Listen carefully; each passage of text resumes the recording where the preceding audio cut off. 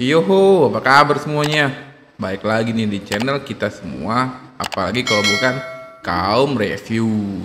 Hari ini Min mau bahas salah satu komik bagus. Tapi kalau ada yang nanya, kok suaranya beda bang? Hai, kayaknya kita harus kenalan dulu kayaknya. Panggil aja gua Bang Ams. Bang Ams akan membahas sebuah manhwa yang berjudul Chotic Sword God, atau dalam bahasa Indonesia Dewa Pedang yang Kacau. Waduh, kacau apa ya ceritanya? Jadi penasaran nih. Kalian penasaran juga nggak?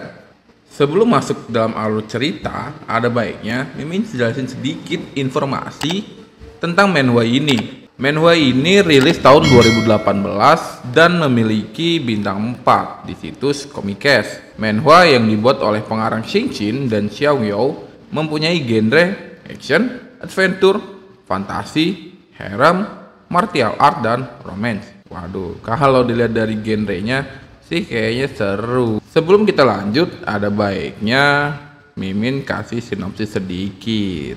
Cerita dilatar belakangi oleh seseorang yang bernama Jian Cheng. Ia mempunyai teknik ahli pedang yang tak terkalahkan. Namun, terjadi pertempuran yang sangat dahsyat yang membuat ia menghilang dan bereinkarnasi ke dunia asing. Oke lah, gas, nggak usah lama-lama lagi bosku, gasken. Ayo kita masuk ke dalam alur ceritanya. Terlihat Jian Cheng, sang pendekar pedang, sedang berdiri dan diiringi dengan hembusan angin yang sangat dingin. Dia diapit di antara dua buah bukit yang sangat tinggi, bernama Bukit Ying dan Bukit Kingswo, di mana bukit tersebut memiliki ketinggian ribuan kaki dan di mana menurut legenda bukit itu diciptakan oleh Real Surgawi.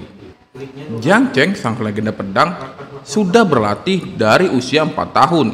Dan di usia 8 tahun, ia sudah membunuh seseorang. Dan di umur 14 tahun, ia sudah menjadi seorang ahli pedang di Zhuangzuo. Dan tak ada seorang pun yang bisa mengalahkannya. Keren juga nih si Jian Cheng. Lanjut. Saat ini, Jian Cheng sudah menjadi seorang ahli pedang dan mengguncang surga menggunakan teknik pedang cepat yang ia telah kuasai untuk mencapai kesempurnaan. Kemudian dia bertekad untuk menghadapi musuh terkuatnya, yaitu Dugu Kyuuba. Terlihat sesosok pria paruh tua sedang memegang sebilah pedang dengan nada menantang, lalu ia berteriak, "Datanglah padaku Jian Cheng," teriaknya. "Ayo, buktikan siapa yang akan menjadi ahli pedang di antara kita," ucapnya. Wah, Subreaker, sepertinya ini nih musuh terkuat Jian Cheng. Kalau dilihat dari umur dan badannya, kayaknya dia kuat dan banyak pengalaman. Pertempuran pun terjadi. Terlihat Dugu Kyuuba terbang dan menyerang Jian Cheng dengan kekuatan penuh dan penuh emosi. Dan terlihat Jian Cheng dengan siap menangkis serangan dari Dugu Kyuuba. Wah, baru mulai aja kita udah disajikan pertarungan dua pendekar hebat, Subreaker.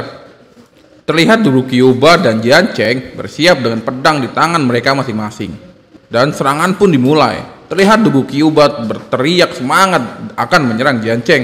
Dan sepertinya Jian Cheng belum siap untuk serangan tersebut. Dan terjadilah kejadian yang sangat dahsyat. Dan serangan yang begitu cepat dari Dugu Kyuuba. Dan respon yang sangat cepat dari Jian Cheng membuat suara yang keras dan cahaya yang terang. Dan akhirnya kita melihat Jian Cheng terluka di bagian dada kirinya dan mengeluarkan darah dari mulutnya. Sepertinya ia terluka parah, Subreaker. Di sisi lain, Dugu Kyuuba tidak kalah terluka, Subreaker. Terlihat tangan kanan dari Dugu Kyuuba terpotong akibat dari serangan Jian Cheng. Namun dengan fisik dan pengalaman bertarung, Dugu Kyuuba terlihat biasa saja. Wah, kuat juga dia, Subreaker. Hahaha, gelar Dewa Pedang akan jatuh ke tanganku, ucapnya dengan nada yang sangat yakin dan bahagia. Terlihat Jian Cheng dengan menahan rasa sakit dan kekecewaan yang mendalam, ia pun bergumam, "Ah, itu sangat memalukan kalau aku sudah tidak bisa lagi menjelajahi puncak dan jalan pedang." Namun, siapa disangka, Subreaker? Sepertinya ucapan itu membuat Dugu Kyuuba kaget. Lalu, tiba-tiba saja Jian Cheng berteriak mengeluarkan kekuatan penuhnya yang membuat benda-benda di sekitarnya berterbangan. Mimin kira Jian Cheng sudah kalah, Subreaker. Ternyata hebat juga ya ternyata dia. Terlihat Jian Cheng sangat marah. Dengan kekuatan penuh dan mata yang putih, Sepertinya ada kekuatan dari alam lain yang ikut membantunya. Bang! Dan Jian Cheng siap untuk bertempuran yang kedua dengan percaya diri dan pedang di tangan kirinya yang telah siap. Wih, keren Breaker. Terlihat Jian Cheng sedang menyiapkan ilmu andalannya dengan membuat pedangnya terbang dan memiliki kekuatannya juga. Dugu Kyuuba terlihat sangat kaget dengan apa yang ia lihat. Kekuatan Jian Cheng dan kekuatan pedangnya. Pedang ini, apa yang terjadi? Ucapnya. Lalu tiba-tiba Jian Cheng mengeluarkan kekuatannya yang membuat pedangnya terbang ke arah Dugu Kyuuba. Dan siapa disangka pedang tersebut menancap di dada Dugu Kyuuba yang membuat ia terluka parah. Dengan kekuatan yang hampir hilang dan luka yang parah, ia mengatakan, "Pedang jiwa, bagaimana mungkin?" Ungkapnya dengan nada bingung. Dan tiba-tiba terlihat gunung-gunung hancur dan bebatuan di sekitar itu berhamburan menimpa keduanya. Dalam kegelapan, Dugu Kyuuba mengatakan, "Aku tak menduga aku bisa menembus real dari pedang jiwa tepat sebelum aku sekarat. Setidaknya aku tidak mati sia-sia," ungkapnya. Sepertinya mereka berdua mati Breaker, dan Jian Cheng pun mati dengan kekuatan pedang itu. Atau mereka berdua bereinkarnasi di kehidupan lain ya. Kita lihat aja Breaker kisah selanjutnya. Lanjut. Di scene selanjutnya kita melihat sebuah siluet dari sebuah kisah. Xiang-er, saatnya bangun. Terdengar suara yang merdu dari seorang wanita. Lalu mata pun terbuka melihat sesosok wanita cantik berambut panjang dan bermata indah. Terlihat sesosok bocah kecil bahagia bangun lalu berkata, "Ibu ada di sini," ucapnya. "Bagaimana mungkin ibu tidak ada di sini? Hari ini adalah hari besar bagi putraku yang akan menguji kekuatan sainnya. Cepatlah dan ikut ke aula utama," ucapnya. Terlihat bocah kecil itu adalah reinkarnasi dari Jian Cheng di kehidupan sekarang. Oh, nampaknya setelah ia menyeret Dugu Kyuuba ke dalam kematian, Jian Cheng hidup kembali ke dunia, dan dunia itu disebut dengan Tianyuan. Dan ayahnya bernama Changba, dan ia sebagai ketua klan Changyang. Keluarga yang sangat hebat Breaker. Namun sepertinya Jian Cheng yang terlahir kembali tidak hilang ingatannya, dan ia mulai mengkultivasi tubuhnya dengan berlatih pedang azulet agar ingatannya sebagai dewa pedang tidak hilang. Ia terus-menerus menyerap ki dunia dalam tubuhnya. Jian Cheng menyadari kalau esensi dunia Tianyuan ribuan kali lebih padat daripada esensi dunia di kehidupan ia sebelumnya. Lihat, Jian Cheng sedang bermeditasi dan mengeluarkan energi dari dalam tubuhnya. Hasil, dengan kekuatan itu, Jian Cheng semenjak kecil sudah dijuluki seorang jenius karena sudah dapat berjalan di usia 6 bulan, dan di usia 8 bulan ia dapat berbicara, dan di usia 2 tahun ia dapat membaca. Bahkan sebelum usia 3 tahun ia sudah membaca seluruh buku di perpustakaan. Tuan keempat adalah seorang jenius. Celetuk seseorang melihat Jian Cheng kecil yang sangat berbakat dan hebat di usia yang sangat muda. Perlu diketahui Breaker, seluruh penduduk benua Tianyuan mempelajari sesuatu yang disebut dengan Science Force. Ujian Science Force adalah ujian yang mengevaluasi kekuatan sains anak-anak, di mana ujian ini akan memeriksa potensi dan juga bakat terhadap kultivasi. Lanjut ke cerita. Sejak kecil, Jian Cheng dikenal sebagai seorang anak yang jenius. Begitulah orang-orang di klan Changyang memanggilnya. Terlihat ibu Jian Cheng memegang tangannya sembari membawanya ke aula utama. Terlihat di situ sudah ada beberapa orang yang sudah menunggunya. Terlihat Jian Cheng kecil menghadapi 2 orang sembari ditemani oleh ibunya. "Ayah!" panggil Jian Cheng. Ternyata itu adalah ayah dari Jian Cheng, sedang memperkenalkan anaknya kepada seorang kakek tua. "Anak baik, Xiang-er sungguh berperilaku baik," ungkap ayahnya kepada Jian Cheng. Jian Cheng pun terlihat tersenyum dengan ucapan ayahnya. "Paman Di, aku akan memintamu melakukan ujian sains untuk putraku," pinta ayah Jian Cheng kepada kakek tua tersebut.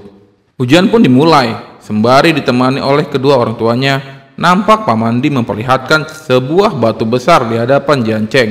"Tuan keempat, silahkan," ucap Pamandi. Menurut kalian, batu sainnya akan berubah menjadi warna apa ya, Subreaker? Apalagi Jianceng adalah seorang yang hebat dan jenius. Jadi penasaran. Terlihat ada beberapa wanita sedang memperhatikan Jianceng sembari mendebak-debak warna apa yang akan keluar dari batu sain tersebut. Menurutku setidaknya berwarna kuning, mewakili green side, ucap salah seorang wanita. Lalu tiba-tiba raut muka Jianceng berubah, seperti terjadi sesuatu kepada dirinya, dan penuh tanda tanya di dalam benaknya. Kenapa? Kenapa ini tidak bereaksi? Ungkapnya. Seketika suasana pun menjadi hening dan aneh. Pamandi, ayah, dan ibunya terlihat sangat bingung dengan apa yang terjadi. Dengan muka yang sangat kecewa dan terlihat bodoh, ia pun berbicara dalam hatinya. Sial, 3 tahun terakhir, aku sudah menggunakan Sign Force dari seluruh pedang Azulet untuk melatih tubuhku. Dengan tidak adanya Sign Force yang tersisa dalam tubuhku, tentu saja batu ini tidak akan menyala. Lalu, Pamandi pun terdiam dan berpikir. Ketua klan, dari pengujian Sign, kita bisa pastikan kalau Tuan keempat yang sekarang tidak bisa mengkultivasi Sign Force manapun, ungkapnya. Dengan muka yang sangat kaget, Ayah Jianceng pun berteriak. Apa kau bilang? Teriaknya. Terlihat seorang wanita di belakang Ayah Jianceng sedang membicarakan anaknya. Dengan nada yang mengejek, ia pun berkata, masih ada yang bilang kalau anak itu benar-benar jenius. Itu benar-benar konyol. Dan terlihat seseorang tertawa sinis mendengar perkataan orang tersebut. Dengan muka yang malu dan kesal terlihat dari muka Ayah Jianceng. Terlihat ibu dari Jianceng pun merasa tak percaya dengan apa yang ia lihat. Tidak mungkin, mustahil. Bagaimana mungkin Xiang Erkut tidak berguna, ungkapnya dalam hati. Lalu tiba-tiba ibu Jianceng pun tak kuat menahan perasaan itu, lalu pingsan. Terlihat seseorang wanita mencoba membangunkan ibu dari Jianceng. Kakak keempat, teriaknya. Kakak keempat, tolong bangunlah, bertahanlah, teriaknya lagi. Lalu scene pun berganti, nampak di sebuah rumah yang sepertinya rumah dari Jianceng. Xiang panggilnya dengan nada lirih. Terlihat ibu dari Jianceng perlahan membuka matanya. Ibu, kau sudah bangun, ucap Jianceng. Dalam keadaan yang masih lemas dan tergeletak di atas kasur, ibu Jianceng pun memberikan nasihat kepada anaknya. Xiang tak usah khawatir. Meskipun kau tidak berkultivasi Sign Force, kau itu cerdas, ucapnya. Pasti ada hal lain yang bisa kau kuasai dengan baik, tambahnya. Wah, ibu yang sangat pengertian ya, Subreaker. Dengan muka yang aneh, Jianceng pun berkata, Ibu, sebenarnya anakmu ini di kehidupan sebelumnya aku adalah dewa pedang.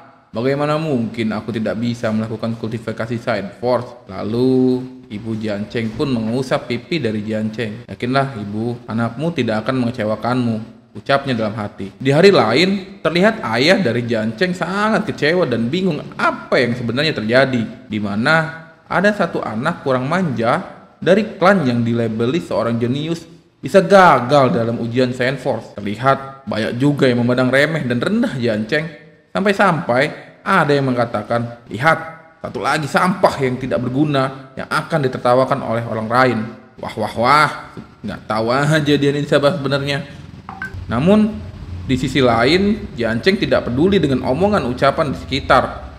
Yang ia pedulikan hanyalah hukum dari pedang. Terlihat Jianceng sedang bermeditasi dan berkonsentrasi mengumpulkan semua kekuatan yang ia miliki. Sampai tak terasa waktu pun berlalu. Sudah 4 tahun Jianceng melatih kekuatannya. Sepertinya perlahan kekuatan Jianceng pun muncul. Terlihat Jianceng sedang melatih kekuatannya, meninju, menghempaskan tangannya ke bawah sehingga membuat tanah retak dan batu pun menjadi hancur. Dengan penuh percaya diri, Jianceng berkata, 3 tahun yang lalu, kultivasiku sudah mencapai pedang Azulet dasar pertama. Kemudian, 3 tahun kultivasi Sign Force. Perlahan namun pasti, Jianceng pun berhasil merasakan dan mendapatkan kekuatan saat ia menjadi dewa pedang dulu. Lalu, scene pun berganti. Setiap kali aku selesai latihan, aku menjadi lapar, ucapnya. Jianceng pun pergi ke rumah sambil menahan rasa lapar. Lalu Jianceng pun berteriak, "Dapur, aku datang!" Terlihat Jianceng dengan mata yang berbinar melihat makanan yang ada di sekitar. Terlihat 2 orang yang sedang bingung dan marah Seraya bertanya, hei, kenapa tuan keempat ke tempat pelayan seperti kita? Ucapnya, dia jelas-jelas datang untuk makan roti kukus. Bagaimana mungkin sampah sepertinya punya muka untuk makan di ruang makan dengan ketua klan? Ucap salah satu pelayan yang ada di sana. Itu benar, saut pelayan satunya, diiringi dengan tertawa pengejek. Wah, kok nggak sopan ya dengan anak ketua klan sendiri? Terlihat juga pelayan tersebut marah ketika Jianceng mencoba mengambil roti kukus. Dengan nada yang mengejek, ia berkata, "Cih, kok bisa nyonya keempat melahirkan sampah yang tidak berguna sepertimu?" Lalu ia berteriak dan menendang tangan Jianceng. "Hei, jangan sentuh rotiku. Itu untuk para penjaga terhormat," ucapnya. Atas perlakuan dan ucapan pelayan itu, Jianceng pun marah dan tersurut emosinya.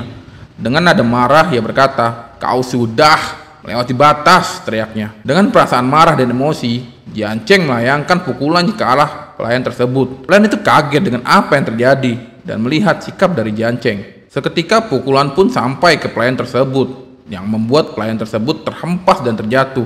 Terlihat teman dari pelayan tersebut pun kaget. Seraya bertanya, "Itu sampah itu benar-benar menerbangkan QR," teriaknya. Terlihat pelayan tersebut tersungkur tak berdaya atas pukulan yang dilayangkan oleh Jianceng. Dengan muka ketakutan, pelayan itu bergumam, "Tapi QR sudah mencapai lapisan force ketiga. Sampah itu cuma berumur 7 tahun. Dia sebenarnya..." Wah, itu tuh akibat dari memandang remeh seseorang. Tahu sendiri kan akibatnya ya, Subreaker. Kayaknya di sini dulu ya cerita dari legenda Dewa Pedang Jianceng. Penasaran nggak dengan kelanjutan ceritanya? Mimin juga sih penasaran dengan lanjutannya. Tepantengin Kaum Review ya, karena nanti Mimin pasti akan lanjut. Jangan lupa subscribe, like, dan komen. Cuman itu yang bisa bikin maman tuh saha anjing. Mimin semangat melanjutkan cerita.